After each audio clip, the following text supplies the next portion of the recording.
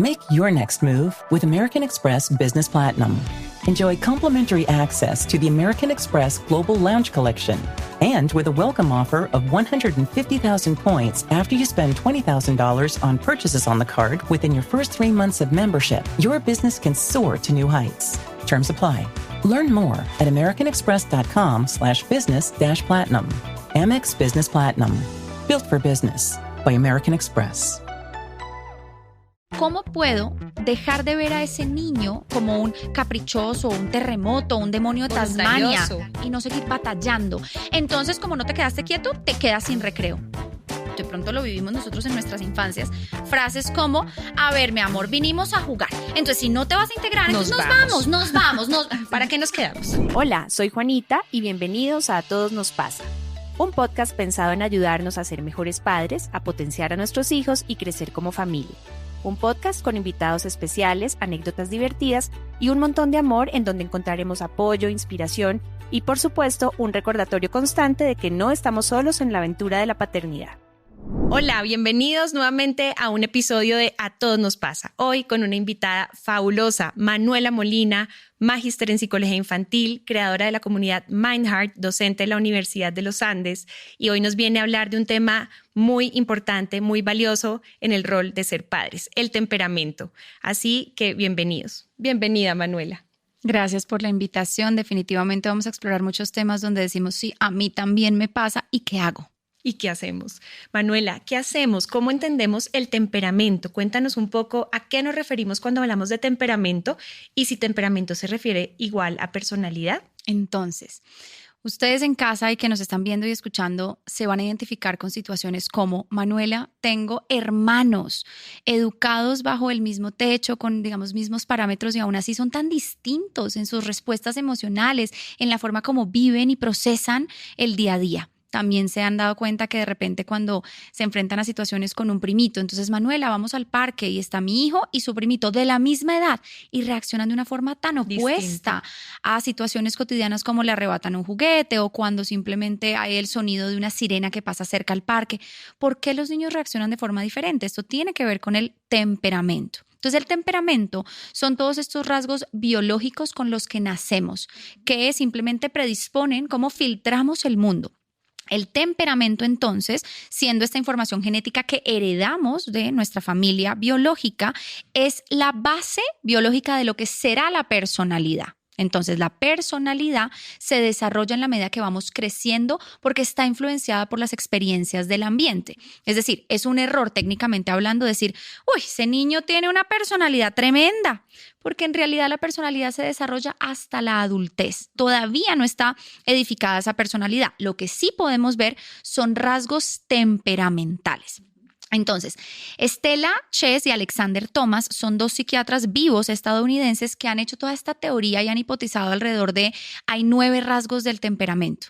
Y esos rasgos, por supuesto, que los vemos desde bebés, definen cómo nos aproximamos al mundo y vamos a explorar unos de esos. Es decir, desde que los bebés nacen ya empezamos a notar ciertas tendencias, ciertos estilos, ciertas características que uno dice son muy arraigadas como a esa esencia de ese nuevo bebé, ¿verdad? Y propias de ese niño o de esa niña, porque al tener 9 rasgos, donde vamos a explorar ahorita algunos, vemos que la combinación de esos puntajes en esos rasgos de temperamento hace que tú seas como eres, como esa predisposición genética a vivir el mundo desde ciertas reacciones. Claro, y así nos empezamos a plantear por qué esas diferencias a veces hacen que pues desde los adultos, desde papá, mamá, pues a veces también sea un poco más retador entender algunos de esos estilos o formas de aproximarse al mundo. Sí. ¿Y cuáles podríamos entender como esos principales rasgos, esos temperamentos que nos quieres compartir? Perfecto, vamos con el primero. Entonces, uno de los más importantes que establece Stella Chess y Alexander Thomas, estos dos psiquiatras, dentro de los rasgos del temperamento es el nivel de actividad. Resulta que cada ser humano por temperamento necesita cierta dosis de movimiento para estar regulado en su cuerpo. Cuando hablamos de nivel de actividad, entonces una persona puede puntuar en este rasgo de temperamento alto, siendo una persona que necesita mucho movimiento para sentirse cómodo en su propia piel, o puede puntuar bajo, siendo una persona con una tendencia más sedentaria. Sí. Personas que en la quietud se sienten mucho más cómodos y regulados.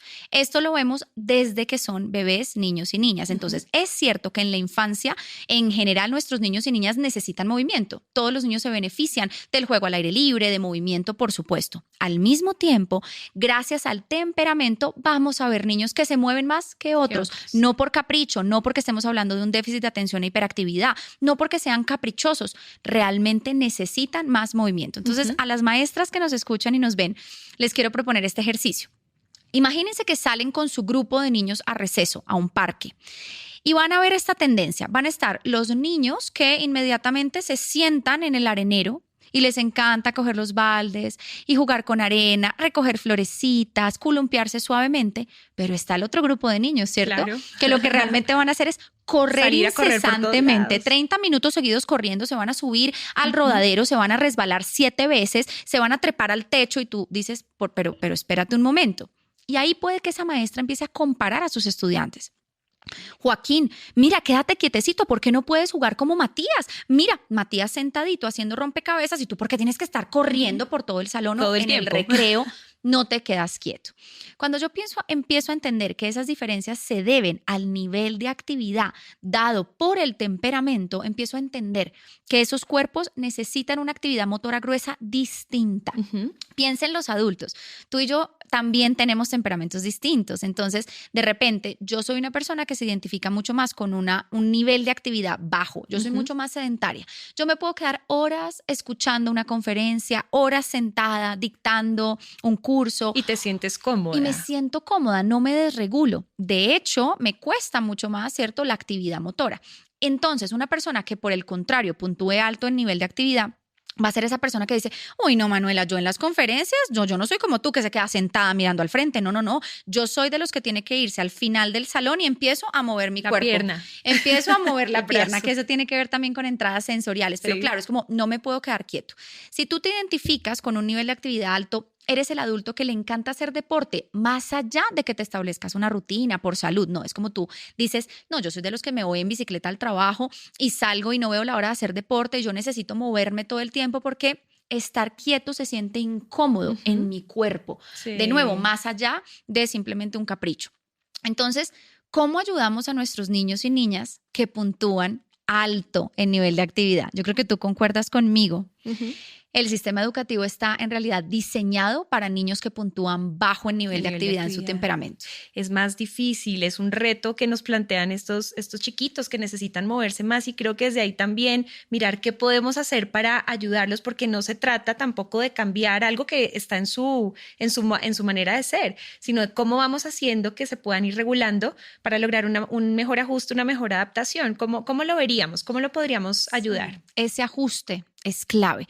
Claro, porque entonces aquí estamos diciendo, son niños que necesitan una mayor entrada de movimiento para estar regulados por su temperamento. Esto es decir, esto es genético y a la vez tienen que estar en un salón de clases diseñado para niños más sedentarios con nivel de actividad bajo. Yo era absolutamente exitosa en todo lo académico porque mi cuerpo me permitía estar sentada por horas Prestar seguidas. atención por tiempos más prolongados, de Sí, pronto. hay otras habilidades en juego cuando hablamos como de concentración y focalizar la atención. Estamos hablando ya de funciones ejecutivas, que esas sí se entrenan como un músculo cuando vamos al gimnasio. Sin embargo, el temperamento, ya que es genético, es algo casi involuntario. Sí, es como, es lo que viene necesito. Ajá. Entonces aquí lo que vamos a entender es cómo puedo dejar de ver a ese niño como un caprichoso, un terremoto, un demonio de Tasmania. Ya los de los 90 nos entenderán cuando decimos demonio de Tasmania, Sí. ¿cierto? Esta caricatura como que no se quedaba quieta. Estas etiquetas, cuando le decimos voluntarioso, es que no te quedas quieto, es que, qué sé yo, desayunaste a la sopa de alacrán y todas estas frases, en realidad solo descalifican y dejan una huella cuando no estamos entendiendo tu cuerpo necesita más movimiento para estar regulado. Y esto que el no es- mismo niño vaya sabiendo que ese es un poco parte de su esencia, ¿verdad? Sí. Y que lo pueda aprender Total. a valorar, a validar y a manejar. Eso que estamos describiendo en este momento es lo que estos psiquiatras llamaron goodness of fit o bondad de ajuste. Exacto, esa bondad de ajuste. Se trata de entender el comportamiento del niño como un rasgo temperamental. Cuando yo lo veo como un rasgo de su temperamento dado por genética, entonces logro acoplarme a lo que realmente ese niño necesita y no seguir batallando. Entonces, como no te quedaste quieto, te quedas sin recreo. Imagínate. Ese niño necesita precisamente el recreo para poder moverse y poder satisfacer su necesidad de alto nivel de actividad. Entonces, herramientas concretas. Esta ya la mencioné, jamás quitamos el recreo. Nunca a ningún niño, ni porque tenga alto nivel de actividad, ni bajo nivel de actividad, ni porque haya hablado mucho en el clase, ni porque por ningún motivo quitamos el recreo. El recreo es ese espacio que resetea el sistema nervioso, que oxigena el cerebro y que le permite al estudiante aprender. Entonces, eso por un lado. Por otro lado es ¿cómo puedo proveer movimiento de forma estructurada y determinada en el aula? Entonces, como con un propósito. Exacto, sí. Entonces les voy a contar. Por ejemplo, ¿se acuerdan en la época del colegio ese compañero de clase? Porque esa no era yo me quedaba muy quieta, pero piensen en ese compañero de clase que no hacía más que mover los pies, balanceaba los pies incesantemente, incluso pateaba el puesto, el escritorio, el pupitre del compañero del frente. ¿Qué hacía la maestra? ¿Qué te acuerdas tú en tu época escolar? ¿Qué le decía? Quédate quieto o si no, párate o vete a la silla de atrás. Total. Vete al pupitre de atrás. Total, ¿sí o no? ¿Qué pasaba con este estudiante que en su necesidad de movimiento en alto nivel de actividad se balanceaba en la silla? ¿Tuviste compañeros que se balanceaban? Claro que sí. ¿Qué le decía la maestra? Quédate quieto. Y él, te vas a caer, ¿no? Te vas a descalabrar. Mira, se va a ir la silla para atrás y entonces... Y te pintaban toda esta catástrofe. Si yo, en cambio, entiendo que esta es una necesidad del cuerpo y que ese niño, al moverse, va a aprender mucho más y va a aprender mejor, yo voy a legalizar la entrada de movimiento de una forma estructurada. Por ejemplo, en la silla voy a poner una banda elástica. ¿Saben estas bandas elásticas como de hacer ejercicio? Igual ya las venden diseñadas para los escritorios. Esta banda elástica la pongo alrededor de las patas del escritorio y hacia el niño entonces apoya sus pies y rebota sus pies. Entonces, en lugar de quédate quieto, qué desespero, mira, estás pateando el escritorio del frente, te voy a ayudar. Es un recurso que le ayuda. Vamos a hacer un andamio. Te voy a poner esta banda elástica, pon tus pies acá, rebota tus pies. Y esta es una forma segura donde puedes proveer ese movimiento que tu cuerpo necesita. El niño que se balancea en la silla. Yo viví en Boulder, en Colorado, hice mi maestría allá. Y hacíamos visitas a colegios y yo no podía creer la primera vez que entré a un salón y vi niños sentados en pelotas de pilates. Yo no lo puedo creer. Espectacular. Y si yo no lo hubiera visto con mis propios ojos y hubiera hecho todo este trabajo de campo en los colegios en Estados Unidos, hubiera dicho, eso no sirve, eso no funciona. Dele a un niño una pelota de pilates para sentarse y eso va a terminar clase de voleibol. O va a terminar rodando en la pelota por todo el salón. O pegándole al compañero. Ajá.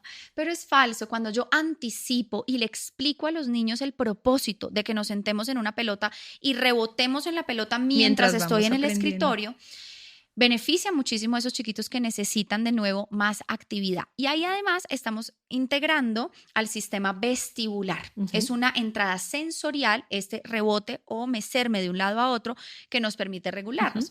Piensen los adultos que nos ven, cuando ustedes están muy desregulados, de repente dicen, ay, sí, qué curioso, estaba moviéndome como de un lado a otro.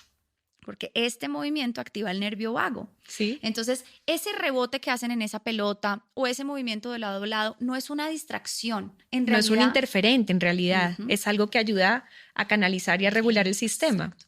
Entonces, si ustedes dicen, no, Manuela, para mí es inviable en mi institución educativa o como padre, madre de familia, es inviable poner estas pelotas de pilates en lugar de la silla donde están haciendo sus tareas o estas bandas y demás, piensen cómo puedo ayudarle a ese niño a ser exitoso dándole tareas como: tú eres el encargado de limpiar el tablero, tú me vas a ayudar a repartir el material, tú vas a ir a sacar las fotocopias, sabiendo que ese niño necesita ese movimiento y esas pausas de una manera más recurrente a otros niños que puntúan bajo. Claro, mientras otros necesitarán un poquito más de esa activación, ¿no? Total. Hola, quiero contarles que este episodio fue patrocinado por St. George's School. St. George's School es uno de los mejores colegios de Colombia en donde sus hijos encontrarán un universo de experiencias para una educación holística. Te invito a ser parte del proceso de admisiones. Encuentra más información en www.sgs.edu.co.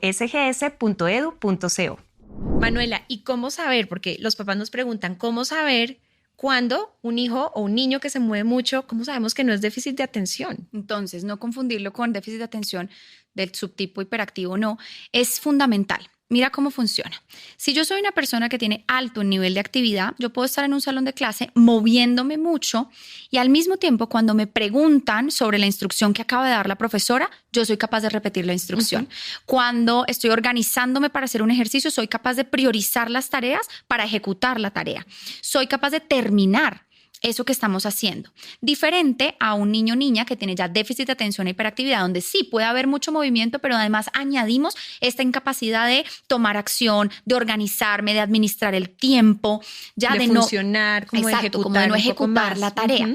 Porque cuando hablamos de déficit de atención e hiperactividad, estamos hablando de chiquitos que tienen una inmadurez particular en lóbulos prefrontales, es decir, en funciones ejecutivas. Entonces, lo que estoy tratando de mostrarles es, cuando hablamos de temperamento y alto nivel de actividad, no estoy hablando de un compromiso en funciones ejecutivas. Es un niño que se mueve mucho y al mismo tiempo es capaz de ejecutar de principio a fin una tarea mientras se mueve. Nos llegaba un caso de una mamá que durante pandemia nos escribía: Manuela, mi hijo está escuchando su clase, pero vieras, no para de girar en la silla, se mueve por la habitación. Esto me preocupa mucho, es que yo siento que no está prestando atención, es que de pronto tiene un déficit de atención. Y cuando yo le decía a la mamá, bueno, ¿y si tú le preguntas a tu hijo, amor, ¿qué acaba de decir la maestra? Ah, no, él repite todo, sabe todo y hace el ejercicio y abre el libro en la página que es. Perfecto. Estamos viendo una necesidad de movimiento que le ayuda a mantenerse enfocado en la tarea. Ok, es algo muy diferente. Entonces, como tú decías, es algo que va inmerso en su manera de aproximarse al mundo, pero no necesariamente estamos ante un problema o ante una dificultad de atención e hiperactividad.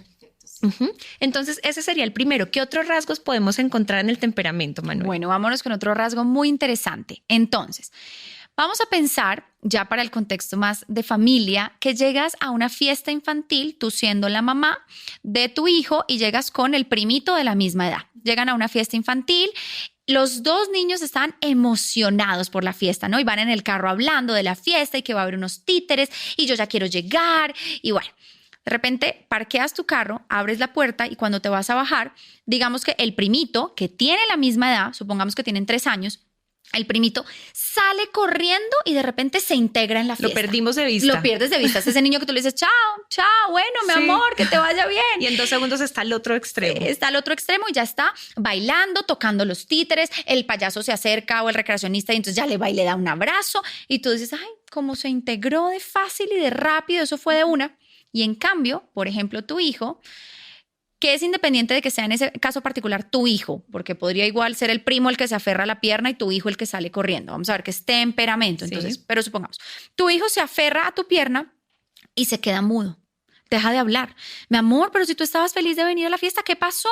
Y solo se aferra a tu pierna, se esconde, mira, se esconde y tú sientes como, pero tú querías venir, estabas emocionado.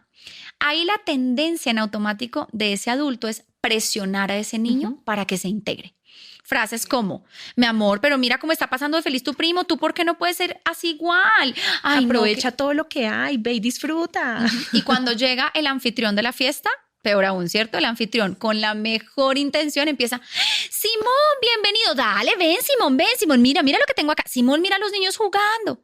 Y esto solo genera más presión porque no estamos logrando entender qué le pasa a ese niño que se aferra en la pierna de mamá o de otro adulto cuidador. A veces no se aferran detrás de la pierna del adulto. Me ha pasado, por ejemplo, con mi sobrino de 3 años que tiene este rasgo, ya les voy a contar, puntúa bajo en aproximación a situaciones novedosas.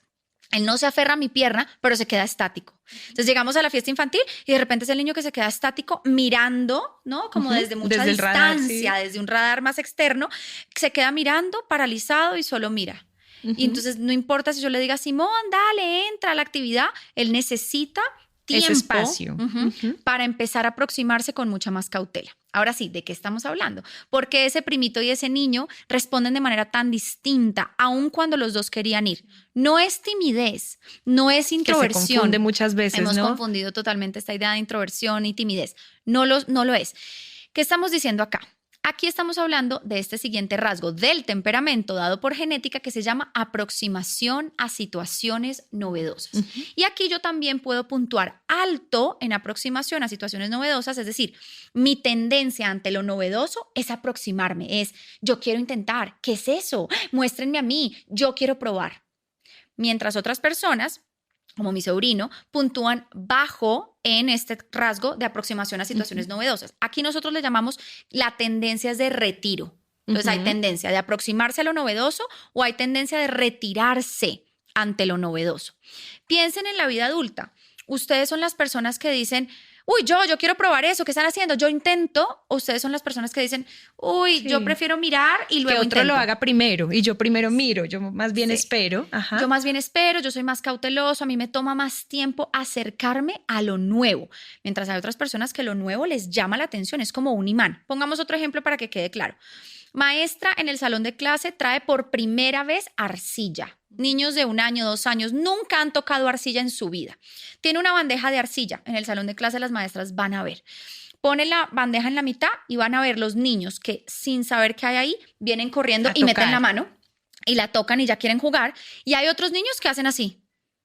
Y miran con cautela y uno le dice, mira, pon la manito y hacen así, como su reacción inicial. También este rasgo se conoce como reacción inicial. La reacción inicial tiende a ser así. Nos pasa como de protección también, sí, un poco. Y como cautela, de cautela. Es como la sensación de necesito más tiempo para aproximarme a lo nuevo. Aquí ustedes dirán, no, Manuela, todos queremos el niño que toca la arcilla primero, que va y se integra a la fiesta. A la vez, esto es clave, no hay ningún rasgo del temperamento bueno o malo, es decir, no hay ningún puntaje dentro de estos rasgos que sea mejor que otro. En realidad, dependiendo del contexto. Puede que ahorita que tenga 3 años tú digas, maravilloso que entre y se integre en la fiesta rapidito porque puntúa alto en aproximación a lo novedoso. Pero ¿qué crees que pasa en la adolescencia? Eso estaba pensando, justamente, preferimos que sea un poco más cauteloso, ¿no? Imagínate en la adolescencia, tiene, qué sé yo, 17 años y de repente está en una fiesta y de repente sacan un puñado de alguna sustancia o pepas y le dicen, ¿quiere probar? Si ese adolescente puntúa alto en aproximación a lo novedoso, la tendencia por temperamento puede ser, uy, de una, ¿qué es eso? A probar. Quiero. En cambio, estos niños o luego adolescentes que puntúan bajo en aproximación a lo novedoso, es decir, que su tendencia es de retiro ante lo nuevo porque se toman tiempo, observan primero, preguntan primero. Claro, puede que en la fiesta infantil tú digas, ay, Manuela, pero entonces, ¿qué hago? Está aquí apegado a mi pierna. Incluso los amenazan, ¿no? Como los a ver, mi amor. O los chantajean un poco también. Es que si vas rápido y te integras, entonces al final te doy algo. O incluso, entonces, el premio tipo chantaje. Sí. O también, nos ha pasado, y de pronto lo vivimos nosotros en nuestras infancias, frases como, a ver, mi amor, vinimos a jugar. Entonces, si no te vas a integrar, entonces nos vamos. ¿Para qué nos quedamos? Sin entender que ese niño solo necesita más tiempo y que ese es un rasgo protector en la adolescencia, porque cuando a ese niño que tiene tendencia al retiro le saquen el manotado de pepas, él va a decir, uy, no, espera. ¿Y quién probó eso? ¿Y eso qué es? No, yo primero miro. Ajá. Tremendo, ¿cierto? Y mira que tocas un tema y es eso, es como culturalmente las cosas que a veces esperamos que son, como tú decías, un poco deseables, entre comillas, pero que al final pues no necesariamente es bueno, malo, correcto, incorrecto, sino que es precisamente entender pues que son formas diferentes y que puede tener tanto beneficios como aspectos en los que tenemos que trabajar. Total. ¿Cómo hacemos esta bondad de ajuste? Recuerden, bondad de ajuste es este término un poco más clínico, pero fundamental para entender.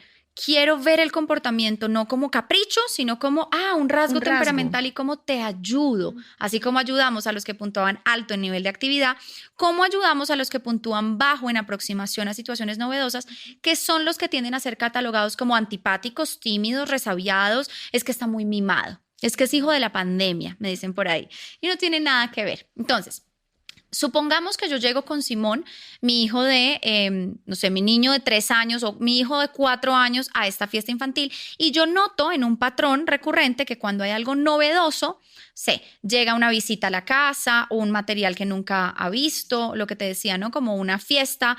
Puede que ya conozca a sus amiguitos y demás, pero hay bombas, hay payasos, el lugar hay puede música, ser distinto. El lugar es como novedoso. ¿Qué puedo hacer con ese chiquitín? Entonces, lo primero y más importante es darle tiempo. Entonces, la Universidad de Georgetown desarrolló un instrumento maravilloso que se llama el IT3. El IT3 tiene estas herramientas claves para acompañar el temperamento y ellos ponen en el IT3 una herramienta fundamental y es 15 minutos de espera antes de que se aproxime a lo novedoso. Entonces, le dicen a las familias, si usted sabe que tiene un cumpleaños y que su hijo puntúa retiro ante los novedoso, llegue 15 minutos antes. Con tiempo. Porque así, obviamente, a veces en la rutina del día a día no es posible. A la vez, Cuando tú llegas 15 minutos antes, cuando llegas con tiempo, le permites a ese cerebro de ese niño tener 15 minutos de ventaja comparado con el que puntúa alto en aproximación y ya está corriendo integrado, bailando y jugando. Llegar 15 minutos antes es clave. Los objetos transicionales ayudan mucho. ¿Qué es un objeto transicional o un objeto de apego? Esa cobijita con la que el niño duerme no se le despega, no todo la el día. Suelta, no o el la osito suelta. o el peluche. Ajá. El osito, el peluche, ese es un objeto transicional que no es en absoluto perjudicial. De hecho, en psicología infantil lo entendemos como un recurso valiosísimo porque a nivel psíquico el niño deposita cierta contención. Cuando yo tomo mi almohadita, mi osito, mi cobijita, me siento mucho más regulado. Seguro. Que los niños puedan llevar un objeto transicional a estas situaciones novedosas, maravilloso. Y lo último es, la más importante, ser traductor emocional de la experiencia del niño. ¿Qué significa ser traductor emocional? Yo me voy a agachar al nivel de Simón y voy simplemente a narrar lo que veo a su alrededor. Simón, mira, llegamos a una fiesta, hay globos de colores en el techo, hay un payaso con un micrófono y está bailando, y hay otros niños en unas sillas viendo unos títeres, por decir algo. Y me quedo en silencio. Ahí es donde voy a ser muy consciente y evitar como y mira que están felices y entonces no pasa nada, mi amor, y dale, vamos a jugar. Sí. Y dale, pues, intégrate. No. Yo soy traductor emocional para que el cerebro empiece a registrar todo lo novedoso y es simplemente una descripción, como si estuvieras viendo una foto. Estamos en este espacio nuevo, mira, están estas personas, está pasando esto, está pasando la esto. situación. Exacto. Como una fotografía y me quedo en silencio. También le puedo decir, cuando estés listo, puedes ir a integrarte, a jugar o lo que sea. Cuando estés listo, puedes ir. Mientras tanto, aquí te espero. ¿Y qué hago cuando llega, como decíamos, la anfitriona amorosísima y dice, Simón, ven? Entonces yo ahí muy amorosamente le voy a decir, Simón, dile, es que necesito más tiempo para observar y sentirme seguro para integrarme. Puede que Simón no diga nada, porque además puede que sea preverbal, da igual. Pero ahí le estás estoy dando modelando. un mensaje también al niño. Sí. Le estás dando ese respeto o ese tiempo, ese compás de espera respetuosamente, pero también diciéndole al final lo vas a enfrentar. Es como animarlo también, pero respetando ese ritmo. Y lo más lindo que se ha visto en este rasgo es que a los niños les toma más tiempo, pero cuando yo soy traductor emocional de la experiencia del niño, eventualmente entran a la fiesta. Y me ha pasado con mi sobrinito que les contaba. Llegamos a la fiesta. Llegamos antes, procuramos llegar antes, soy traductora emocional de la experiencia, llegamos a este espacio, mira lo que hay, tiene normalmente su objeto transicional y luego ya 20 minutos después está en la mitad bailando, saltando, jugando y ya está. Es la reacción a la aproximación inicial lo que le toma un poco más de tiempo. Ajá. Bueno, ese está fantástico y creo que a todos nos pasa alguna situación parecida a la que nos planteas y cómo podemos ayudarlos. Creo que ese es el punto también que nos permite a los adultos entender, ir un poquito más allá de eso que nos plantea ese comportamiento y ajustar un poquito esas estrategias que también tiene que ver un poco con, como tú decías, cómo somos nosotros, cuál es nuestro temperamento también o nuestra forma, y creo que eso también nos plantea un reto como padres de poder ser muy buenos lectores tanto del temperamento de los niños como de nuestra manera de aproximarnos a las situaciones. Hola, espero que hayan disfrutado este episodio tanto como yo. Aprendimos muchas cosas sobre el temperamento de nuestros hijos y abordamos herramientas que nos van a ayudar a entenderlos mucho mejor y acompañarlos en su desarrollo. No se pueden perder el siguiente episodio donde continuaremos profundizando en esta conversación. Nos vemos pronto. Querida audiencia, muchas gracias por acompañarnos. Si les ha gustado este podcast, síganos, suscríbanse y califíquenos. No olviden compartirlo con alguien que lo necesite.